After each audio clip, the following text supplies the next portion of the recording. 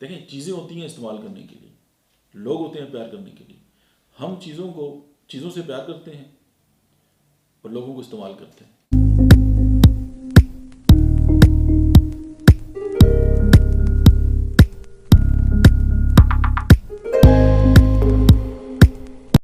अस्सलाम वालेकुम, मेरा नाम डॉक्टर अहमद एजाज है और मैं right institute of mind sciences and civil homeo clinic से प्रभात से आपसे मुखातब हूँ।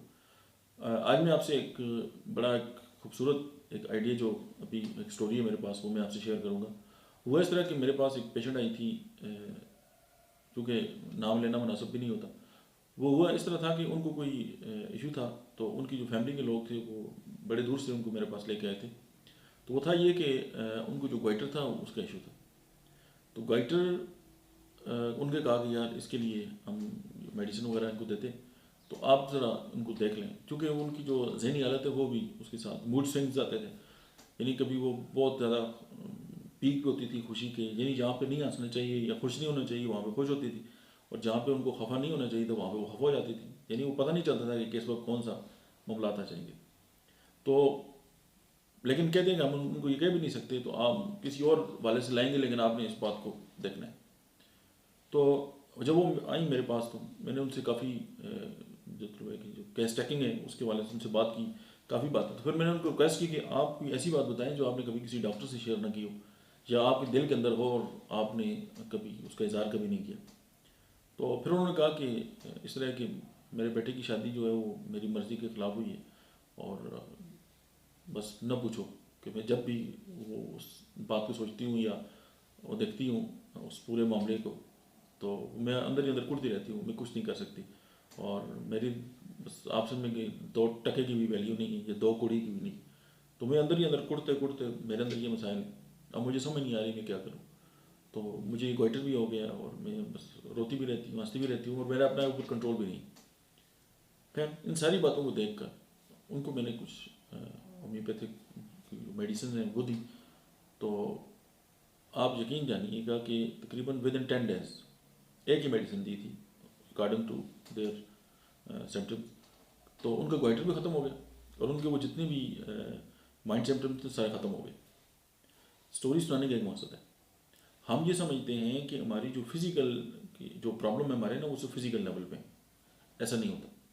अब देखें, मेरी मिजाज के मुताबिक इस दुनिया में काम बहुत सारे नहीं होते। अगर मैं उनको लेके बैठ जाऊँ और उसी पे कोड़ना स्टार्ट कर दूँ या उसी को अपनी जान का रोग बना लूँ, तो मेरी जो फिज़िकल लेवल है ना उस पर भी बहुत सारे मसाइल स्टार्ट हो जाते हैं। जो लोग इस प्रोफेशन के साथ वाबस्ता हैं, मेडिकल के साथ, वो सारी बात समझते हैं कि अगर हमारे माइंड के अंदर या कोई नेगेटिव थाट आते हैं या वो हमारी बॉडी को बहुत ज़्यादा मुतासर करते हैं। समटाइम ये है कि हम बजाय अपने दोस्तों को या हमारी जो फैमिली के लोग हैं उनको सपोर्ट करने के, उनका हाथ पकड़ के उनको उस बीमारी से निकालने के या उनकी बात को अंडरस्टैंड करने के या अपने पाँव उनकी शूज़ में डालकर उनकी नुक्ता नज़र को समझने के, हम एक ही बात पे कर रहे होते हैं कि जी इनको तो घर में तमाम फैसिलिटीज़ अवेलेबल हैं, इनको तो पैसे की कमी नहीं है, इनको घर में किसी और चीज़ की कमी नहीं है, फिर इनको कौन सा मसला हो गया।